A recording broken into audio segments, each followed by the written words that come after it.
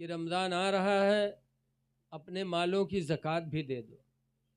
लिखा है वालेकुम सलाम, माल की ज़कात निकाल दो। 40 में 1, 100 में 2.5, 1000 में 25। जिस माल की ज़कात नहीं निकाली जाएगी वो माल अज़दहा सांप की शक्ल में कब्र में आएगा, डसेगा। लिहाजा ज़कात निकाल दो। एक आदमी रहा कमाए कमाए के रुपया बटोरिस और लेके वह बनिया दुकान पर फुटकुर रहा है, उसका दे के 100 के नंबर ही लावा और लाए के बक्सम बंद कर दी। बहुत खुश, सवेरे खोल के देखे रुपये, वह शाम के देखे मेरे खोल खोल देखे, लागे बक्सम को मदार बंद किए।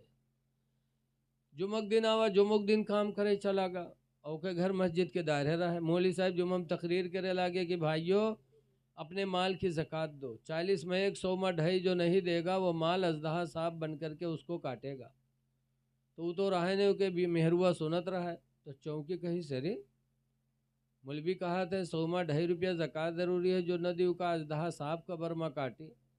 तो सोचे समझो घर में 100 के नोट धरा है, अगर न देवे तो हम मुँह का काटी। बगे बक्सा खोलिस और 100 के नोटवा निकालिस, गए मस्जिद में कह लियो मौलवी 2.5 रुपया काट लियो। मौलवी बेचारा 2.5 रुपया काट ली। 97.5 लेके वही कपड़ा में बांध के बक्सम रख दी। अब शाम के होके आदमी जब लौटा नहीं रहा तरसा तो बक्सब जुटा। बक्सा खोलिस, उसके बाद कपड़वा उठाइस, खोलिस तो खन्न से अठन्नी नीचे गिरी। तो के जो खटका के हाई लाई में फुटकुर कहाँ से आएगा। गिनीस तो देखिए 97.5। तो रतिया गोहरेस के सिया और यहीं कस के रे 100 के नोट रखा रहा, 2.5 का वही गे रे। कहीं मेरे मौलवी तकरीर कहना है कि अपने माल की ज़कात दो। 40 में 1, 100 में 2.5, जो नहीं देगा अज़दहा सांप कब्र में काटेगा। तो 2.5 रुपया ज़कात दे हैं। इस कम वक्त कहीं की ज़िंदगी में पहली दफ़ा 100 के नोट पावर आए, वह तो राय डारे रहे जल ही के मौलवी से। तो कहीं सल्लग नाम पर दे के तो कहीं मांगे जी, कहीं ले आओ नहीं हम घर छोड़ देवे, कहीं तो रहो चाहे न रहो, लेकिन हम मांगे नहीं जीवे। कहीं ले आओ रहने वही 2.5 रुपया खातिर में अपन जान गंवाए देवे। तो कहीं मरी जाओ, लेकिन हम मांगे नहीं जीवे। तो कहीं मरे जाई थे, कहीं मरी जा। बगैर से बाहर निकला गिरा धड़ाम से और सांस वाँस सब रोक ली, हाथ पैर सब ढील कर दी। अब लोग दौरे का उठावे तो हाथ उठावे तो उठे, छोड़े पे भद्द से गिर जाए। पैर उठावे तो उठे, छोड़े पे भद्द से गिर जाए। लोग जानी सही बात मरीगा हो, बड़ा मक्कार रहा है साधे परा। तो लोगों का दफनावे की तैयारी करे लागे, उका नहावे लागे, नहाए भी ली जहर बिल्टे वाहरे बिल्टी जाए। उसके बाद कफन पहने तब तो नहीं डेरान, बहुत ढीठ रहा है। कफन पहनाए के जब जनाजा लेके चले तब औरतिया बेचारी परेशान भय। कहा थे हाय अल्लाह, अभी तक तो नहीं मरा है लेकिन अब ही मर जाई, जहाँ दबई है कब्र में तो मर जाइबे करी। ब दौड़ी कैसे भाई अल्लाह वास्ते मेरे आदमी का जनाजा रख दो, आखिरी बार है, ज़रा हम अपने आदमी से कुछ बात कर लिए।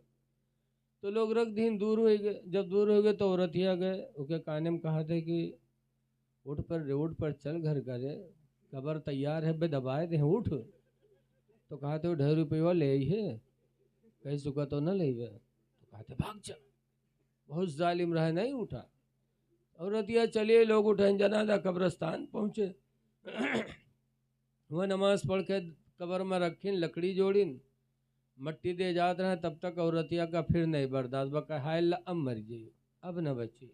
तो फिर दौड़ी गए मेरे भाइयों अल्लाह वास्ते थोड़ी देर और रुक जाओ, आखिरी बार है, ज़रा हम अपने आदमी से बात कह ली। लोग हट गए तो फिर औरतिया कब्र में उतरी। उतरे के बाद उसके काने में कहा था कि उठ रे उठ, देख लकड़ी जोड़ दी ने रे, अबे पाट दे रे, उठ चल घर का। तो कहा थे 2.5 रुपये ले ही है, कहीं चुका तो न ले। तो कहा थे पाट दे, बहुत जालिम रहे, नहीं निकला। जब नहीं निकला औरतिया बाहर है तो लोग पूछें का हुआ, कुछ बातचीत है।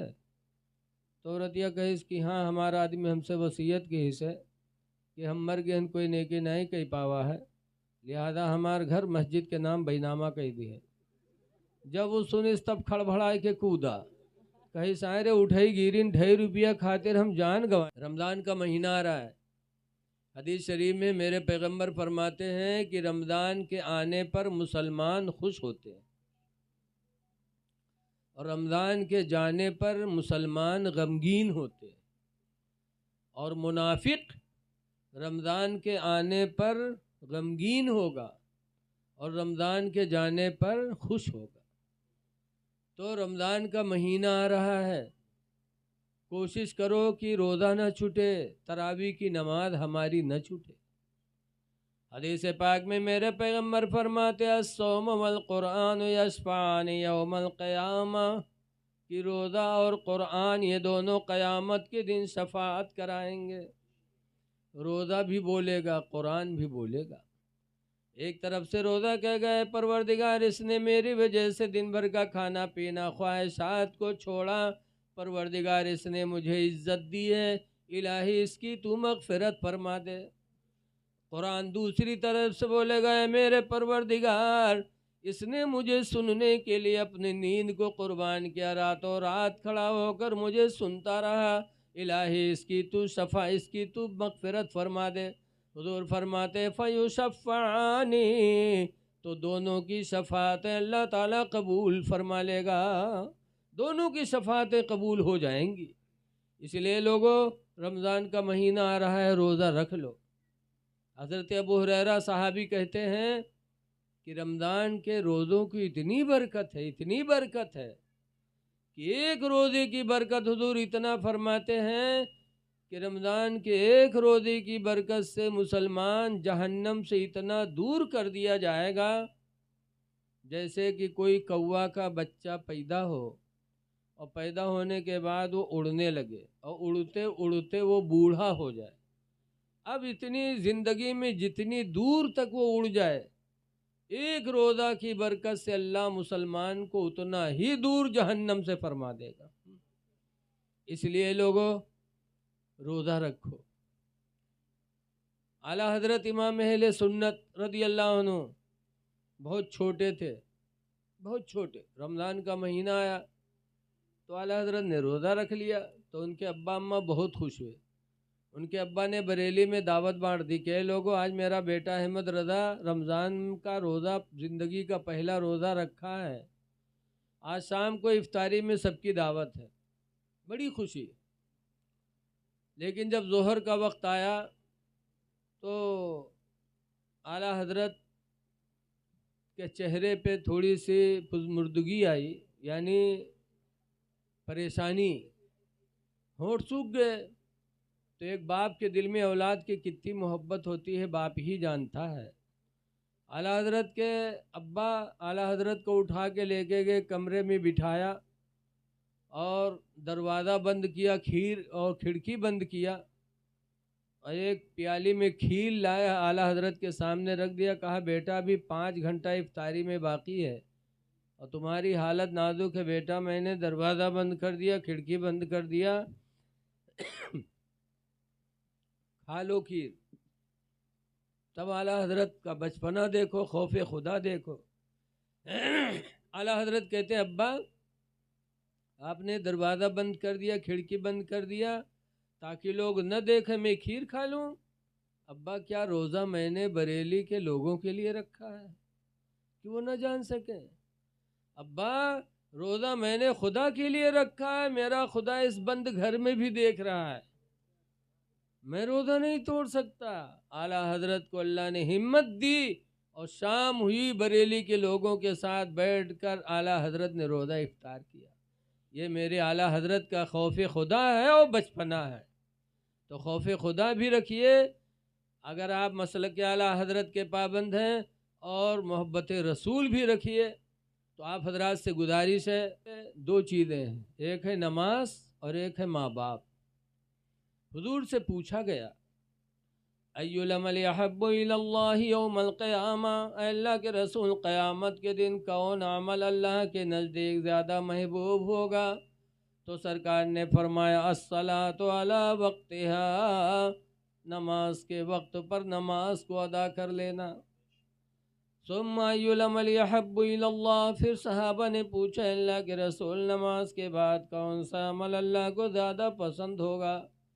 तो नमाज के बाद हुजूर ने फरमाया बिर्रुल वालिदैन, माँ बाप की फर्मा बरदारी करना, माँ बाप की खिदमत करना। नमाज के बाद अगर कोई इबादत खुदा को पसंद है तो माँ बाप को खुश करना। इसलिए लोगों, नमाजें भी पढ़ो और अपने माँ बाप को राजी भी रखो। लेकिन आज अफसोस है, देखो 17 जगह कुरान करीम में, कई जगह 17 जगह अल्लाह ताला ने पलट पलट के फरमाया कि माँ बाप पर एहसान करो, माँ बाप की फर्मा बरदारी करो, माँ बाप का शुक्र अदा करो। और पीर के बारे में कहूँ नहीं लिखा है, यक्को दफ़ा ने अल्लाह ने फरमाया कि पीर की खिदमत करो। लेकिन आज हम पीर के पीछे दीवाना और माँ बाप को भूले बैठे।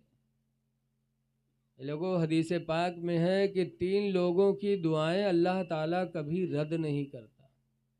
3 लोगों की दुआएं अल्लाह कबूल कर लेता। नंबर 1 पर माँ बाप की दुआ औलाद के बारे में, कि माँ बाप औलाद के बारे में दुआ कर दें तो अल्लाह ताला माँ बाप की दुआ को ठुकराता नहीं। दूसरे नंबर पर कोई मुसाफिर हो, सफ़र में हो और उसका सहारा बन जाओ, वो दुआ दे देगा तो हुजूर फरमाते उसकी दुआ अल्लाह ताला कभी रद्द नहीं करता। और तीसरे नंबर पर कोई परेशान हाल हो, मजलूम, बीमारियों में मुब्तला हो, गुर्बत में मुब्तला हो, बेसहारा बन चुका हो, उसका सहारा बन जाओ और अगर वो दुआ दे दे तो अल्लाह उसकी दुआ को कभी नहीं ठुकराता। ये तीनों में यह पीर साहब आए, तीनों में पीर साहब को भी नहीं बताया। ऐ लोगों, पीर, हकीकी पीर है कौन?